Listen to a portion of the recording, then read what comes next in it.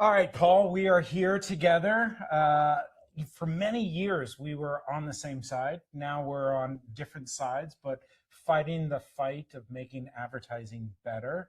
I love that you say that AI is going to be a rebirth, that culture becomes infrastructure, and finally, independents are not going to be an alternative. Oh my goodness. Well, firstly, it's so fantastic to be here with you, Doug. You're such a mensch, and it's we've known each other for a while, so thank you. Yeah, I think I'm a big believer in the agencies. There's so many people of the downer. The reportage around holdcos has been just too dominant, and actually agency culture, I think, is going to have a rebirth. And I think there are many reasons behind the rebirth, but certainly I think the leveling of the playing field that AI introduces. We're a very scaled independent. We're the second largest independent in the world. We have, 600 people. We've got all the capabilities, one P&L, very strong culture. But back to the AI, what it's been able to do is, I think, a lot of legacy models, a lot of legacy research, legacy systems, a legacy process is all being disintermediated by utilizing technology, utilizing AI. It's not obviously exclusively AI. And I think it is leveling the playing field because it isn't about clout and might. And, in a world where Omnicom IPG controls X% of the market, who's gonna get that exclusive phone call that says, that opportunity for that sports franchise with that vertical is up for grabs? Yeah. In that world, when they've got 3 or 4 insurance companies, 6 car companies, Yeah. OEMs, who's going to get the first dibs? So let's, one of the things I'd love to understand is within the halls of Canvas, it feels more and more that the human is becoming more irreplaceable despite the headlines out there.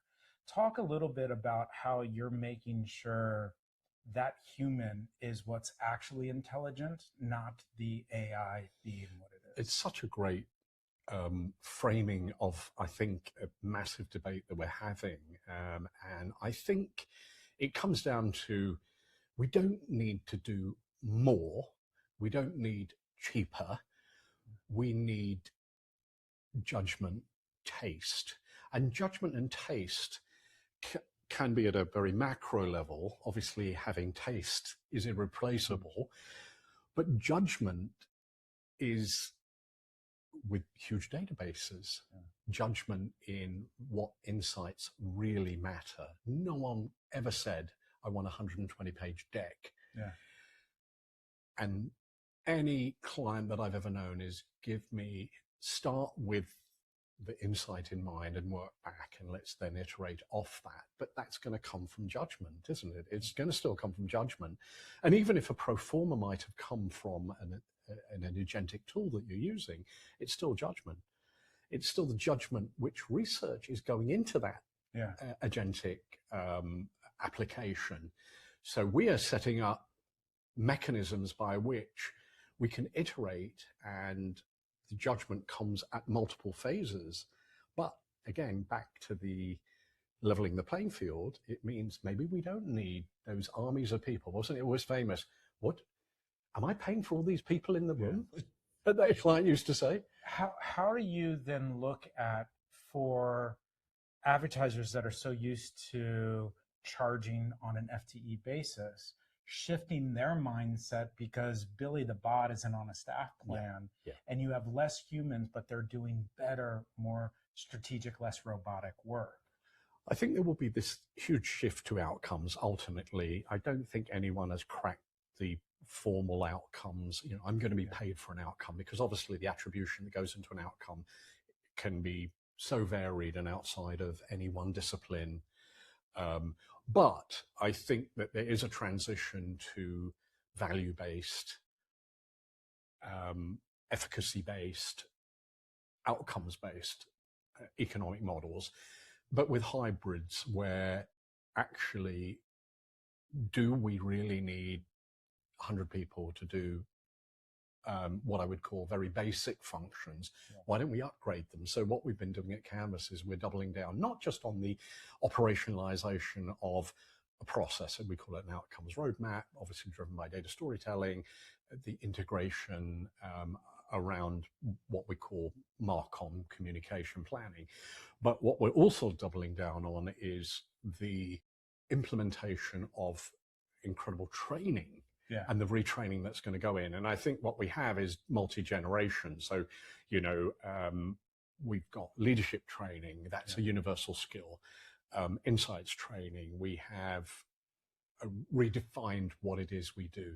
I think Stanford actually came up with a study where they said for the workforce of the future, and we're talking about the future in 2026, not in 2036, 80% of what you may have learnt in the past may not make you succeed in the future. So how do you train for that slightly open-ended curriculum as well? So you're not lecturing people about this is the way, you're actually giving people that leadership opportunity to contribute to what will make the process better in the future. And that's what we've been, fanatically actually doubling down on. So we probably doubled our training and enrichment. And it isn't all exclusively AI. It isn't just, okay, go and play with agent tool. Some of it is some of the most fundamental things. How do you work as teams? How do you, The art of advertising is kind of challenged right now. If you and I have been around enough of these cycles, I love how you say less is more and more is not better. And I think, how do you train all of us to deal with the fragmentation, to deal with the friction, and think about the advertising experience as something that's wonderful, not a disruption to the end consumer, because at the end of the day, that's what matters most. Yeah, I totally buy into that, because there is this atomization of channels, techniques, KPIs, platforms versus media. What is a medium? What is a platform? What is an influencer? What is a creator?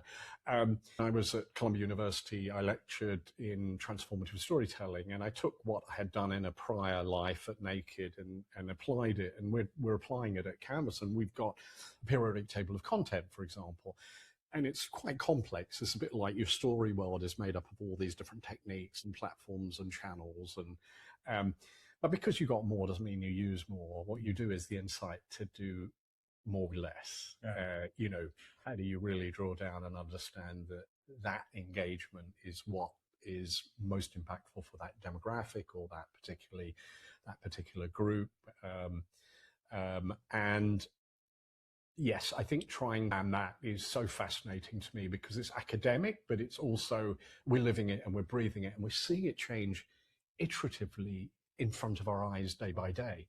I think there was this generational thing that at some point in a decade, this will happen, but it is so fast, the change. And so being adaptive to that change, adaptive to new. I mean, suddenly creators have become a huge phenomenon. But how do you scale that? How do you find the efficacy behind it? How do you measure it? How do you use it at scale, maybe, if it works, without killing the goose that laid the golden egg? That's another one of my conundrums, because everyone wants to automate things. Everyone's got an AI tool to automate and to scale things, but actually you might kill the goose that laid the golden egg, which is that inherent beauty of a creator. Yes.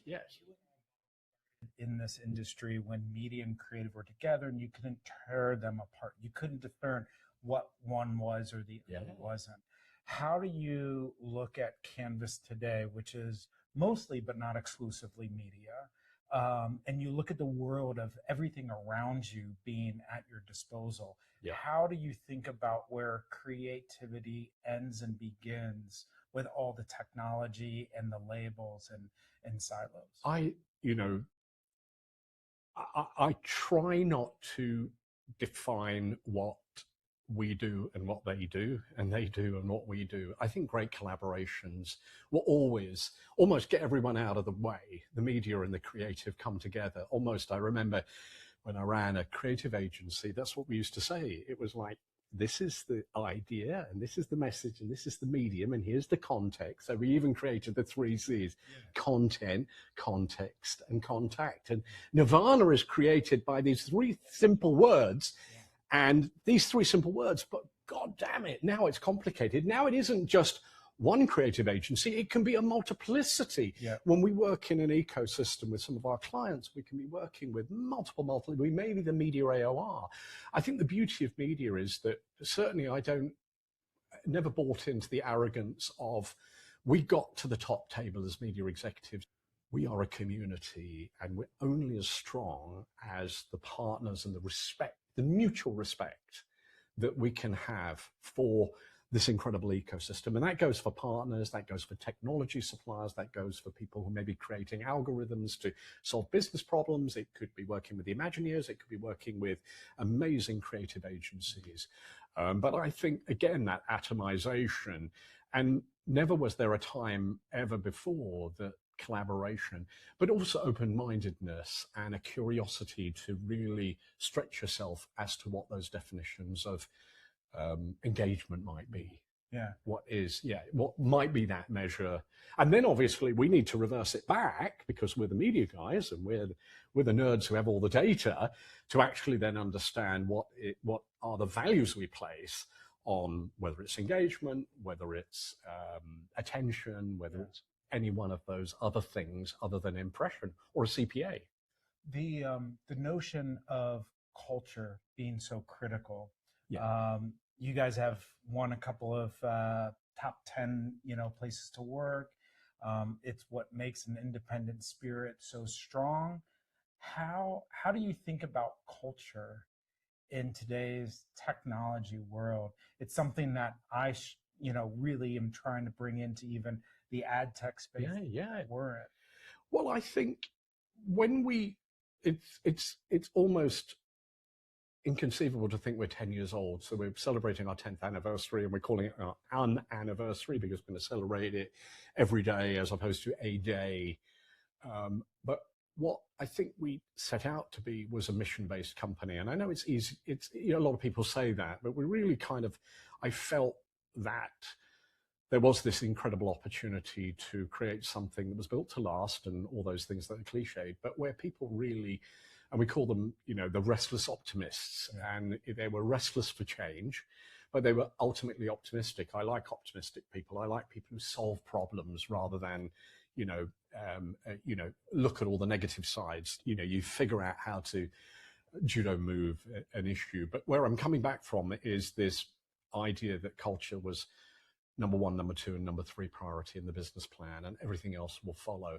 And I think I've seen a few pivots in even 10 years, obviously establishing a startup at scale, because we had amazing clients that supported us to launch our company, how we've obviously grown, but also the changes along the way. In 10 years, we've seen such change. And I think to come back to the technology question, I think if you have a strong culture, people feel safe. Yeah. Safety is one of the great words. They feel safe to make mistakes. They feel safe to speak up. They feel safe that they can come up with, and that actually they can be part of this journey, whether it's relearning the muscle memory, because we all have muscle memory. So I think the issue is how do you undo